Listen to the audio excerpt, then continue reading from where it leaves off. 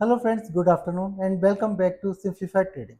मैं हूं दीपक अग्रवाल और आज हम बात करेंगे बजाज फाइनेंस लिमिटेड की, जिसके क्वार्टरली रिजल्ट्स कल कंपनी ने शेयर किए और रिजल्ट्स काफ़ी अच्छे आए हैं। तो हम देखेंगे कि कंपनी के रिजल्ट्स कैसे हैं, क्या इसका टेक्निकल टारगेट बनता है और कंपनी में कितनी ग्रोथ आ सकती है। लेकिन सबसे पहले हम बात करते हैं कंपनी की फंडामेंटल एनालिसिस के लिए। तो बजाज फाइनेंस लिमिटेड बेसिकली करती क्या है? बजाज फाइनेंस लिमिटेड जो कंपनी है वो बेसिकली इसका काम है बिजनेस ऑफ लेंडिंग, मतलब कि कर्ज देना। ये कंपनी बेसिकली लोगों को कर्ज देती है, लोगों को, ऑर्गेनाइजेशंस को एमएसएमई लोन्स देती है, बड़ी बड़ी ऑर्गेनाइजेशंस को लोन देती है और और हर कैटेगरी में लोन देती है। तो चलिए जानते हैं कुछ और इसके बारे में। तो इसके जो की पॉइंट्स हैं उन पे बात करते हैं सबसे पहले। तो Bajaj finance is mainly engage in the business of landing. Bajaj Finance has diverse lending portfolio across retail, SME and commercial customers। तो इसका क्या मतलब है? बजाज फाइनेंस जो है बेसिकली रिटेल, मतलब कि जो जनरल लोग हैं, आप और हम जैसे लोग, उन लोगों को लोन देती है। एसएमई मतलब जो छोटे मोटे ऑर्गेनाइजेशंस होती हैं, छोटे काम करते हैं, जैसे कि कुछ ऑटो वाला हो गया या कुछ छोटी सी दुकान वाला हो गया या कोई छोटे सेक्टर के लोग जो छोटा बिजनेस करते हैं, उनको लोन देती है। और कॉमर्शियल कस्टमर जो बड़े बड़े बिजनेसेस होते हैं, इंडस्ट्रीज होती हैं, उनको भी लोन प्रोवाइड करती है। और ये लोन प्रोवाइड कराती है both in urban and rural areas, मतलब गांव में भी लोन प्रोवाइड कराती है और शहर में भी लोन प्रोवाइड कराती है। इसकी बात हम करते हैं कि बेसिकली एक इंडिया की लार्जेस्ट प्राइवेट सेक्टर कंपनी है नॉन बैंकिंग फाइनेंस में। तो ये कोई बैंक नहीं है, ये लोन देती भी है, लोन लेती भी है। मतलब कि लोगों से डिपॉजिट लेती भी है और लोन भी देती है। लेकिन ये एक बैंकिंग ऑर्गेनाइजेशन नहीं है, एक नॉन फाइनेंशियल एनबीएफसी कंपनी है। अब बात करते हैं कि ये जो है किस किस को लोन देती है। तो ये कंज्यूमर लेंडिंग, कंज्यूमर्स को लोन देती है, two wheelers, three wheelers, salaried persons. क्या ये इसका जो लोन कैटेगरी है वो हर सेगमेंट में डिवाइडेड है। रिटेलर्स को SME loans, organisation loans, two wheeler three wheeler loans, car loan, house construction loan और बहुत सारे लोन, जो मोस्टली जितनी भी कैटेगरीज आती हैं लोन में, ये हर कैटेगरी में काम करती है। और इसीलिए इंडिया की सबसे बड़ी एनबीएफसी कंपनी है। ये एमएसएमई लोन भी प्रोवाइड करती है, कमर्शियल लैंडिंग भी करती है, रूरल लैंडिंग भी करती है और ये साथ में कस्टमर से डिपॉजिट्स भी लेती है और जिसके ऊपर ये फिक्स इंटरेस्ट जो है प्रोवाइड कराती है। तो लेकिन जो बैंकिंग सेक्टर और इसमें क्या फ़र्क है कि जो बैंकिंग में आपको मान लीजिए 6% का इंटरेस्ट मिलता है एक साल की डिपॉजिट पे। तो ये जो एनबीएफसी कंपनी है, ये आपको हो सकता है 8% दे, 9% दे, मतलब बैंकिंग सेक्टर से ज़्यादा देती है। और लोन भी अगर बैंकिंग सेक्टर 7% में दे रहा है तो ये 9-10% में आपको लोन प्रोवाइड कराएगी। मतलब इसका लोन रेट भी हाई है और इंटरेस्ट रेट भी हाई है। साथ में ये इसकी जो पार्टनरशिप फर्म्स हैं वो है Bajaj housing finance limited, Bajaj finance securities limited. और इसका अगर हम बात करते हैं कि इसका कितना जो है लोकेशंस पे काम करती है, तो इसकी जोग्राफिकल प्रेजेंस अभी 4098 लोकेशंस पे काम करती है इंडिया में। गोल्ड लोन की ब्रांचेस हैं इसकी 1507 और म्यूचुअल फंड की ब्रांचेस हैं इसकी 447। मतलब ये म्यूचुअल फंड और गोल्ड लोन में भी काम करती है। इसके जो एम्प्लॉय काउंट है वो है 71,630, जो काफ़ी अच्छा है, बहुत बड़ी बड़ी कंपनियों से ज़्यादा इसके पास एम्प्लॉयज़ हैं। अब हम बात करते हैं इसकी मार्केट कैपिटल की। ये 7,14,926 करोड़ की मार्केट कैपिटल है इस समय इसके पास। और ये निफ्टी 50 कंपनीज के अंदर आती है, मतलब टॉप इंडिया की जो टॉप 50 कंपनीज हैं उसके अंदर ये कंपनी आती है। करंट प्राइस इसका 1148 है और जो इसका स्टॉक पी है वो है 35। स्टॉक पी 35 एनबीएफसी कंपनियों के लिए में काफ़ी अच्छा है। मतलब थोड़ा इसका ज़्यादा है, लेकिन क्योंकि ये अपने सेक्टर की मार्केट लीडर है इसलिए इसका स्टॉक पी थोड़ा ज़्यादा बनता भी है। उसके बाद अगर हम इसका आरओई और आरओसी की बात करें तो वो दोनों 10 से ऊपर हैं, जो कि बहुत अच्छे हैं, क्योंकि मोस्ट ऑफ द एनबीएफसी कंपनियों के आरओसी 10% से कम होते हैं। उसके बाद बात करें हम डेब्ट टू इक्विटी की, तो डेब्ट टू इक्विटी भी 3.82 ही है, जबकि मोस्ट ऑफ द जो बैंकिंग और फाइनेंशियल सेक्टर्स होते हैं उसमें डेब्ट टू इक्विटी अराउंड 6 के आसपास होता है। उसके बाद प्राइस टू बुक वैल्यू की बात करें तो वही 6.24 है, जो थोड़ा ज़्यादा है। अगर ये 3 होता, 3 के आसपास होता तो बहुत अच्छा होता, लेकिन 6.24 एक मीडियम रेंज में इसका price to book value ratio है। उसके बाद ये डिविडेंड पेइंग कंपनी भी है, अराउंड 0.5% इसने डिविडेंड पे किया है लास्ट ईयर।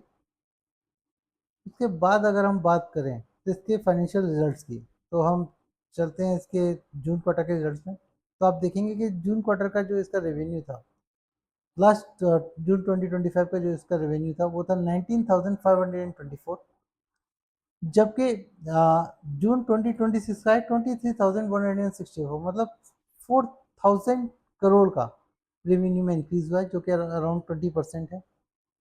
उसके बाद इसके एक्सपेंसेस अगर आप देखेंगे तो ये 6,000 है, 6,700 है। और इसका जो फाइनेंशियल प्रॉफिट आया है विदाउट पेइंग टैक्स, जून 2025 में 6,600 था, जबकि अभी 8,400 है, मतलब 1,800 का सीधा सीधा गेन, यानी अराउंड 30% इसने जंप मारा है अपने फाइनेंशियल प्रॉफिट के अंदर।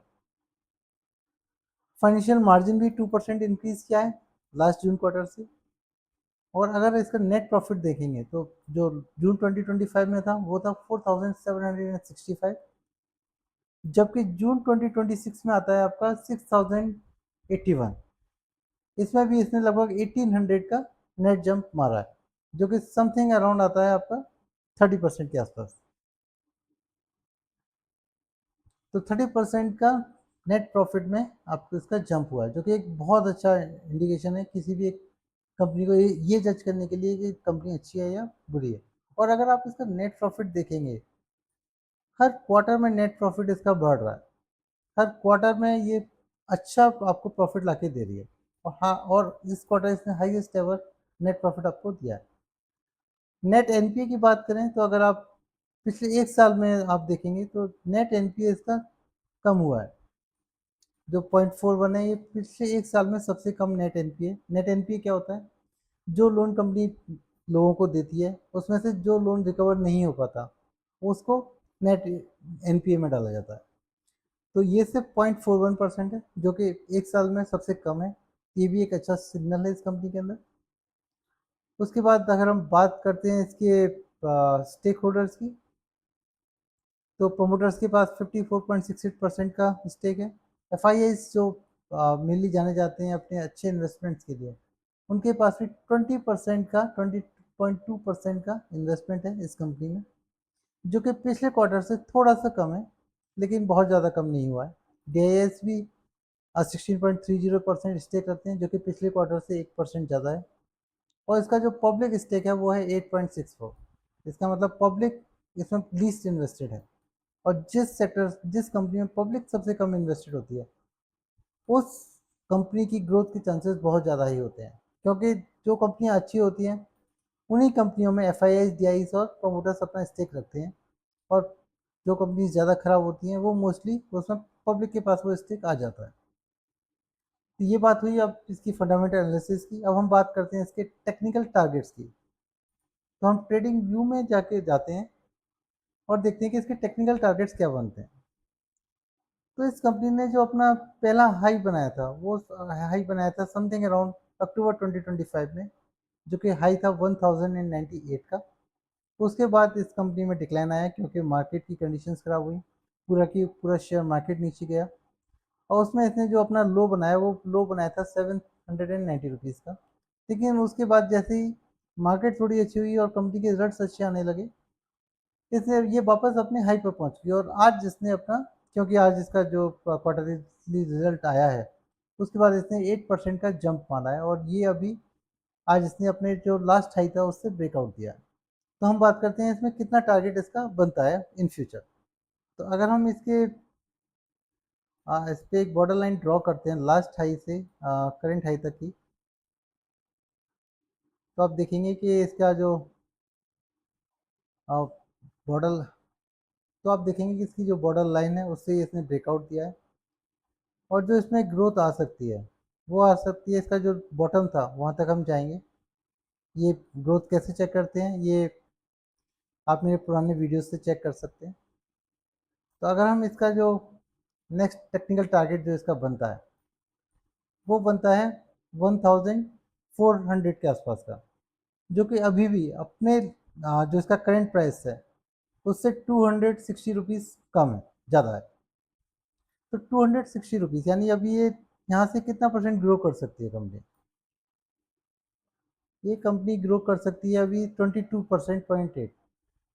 तो अभी करंट मार्केट कंडीशंस के हिसाब से 22.8% ग्रोथ किसी भी कंपनी के लिए बहुत अच्छी ग्रोथ है।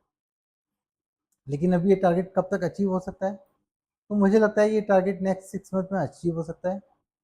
लेकिन मेरी तरफ से कोई भी बाय और सेल की रिकमेंडेशन नहीं है।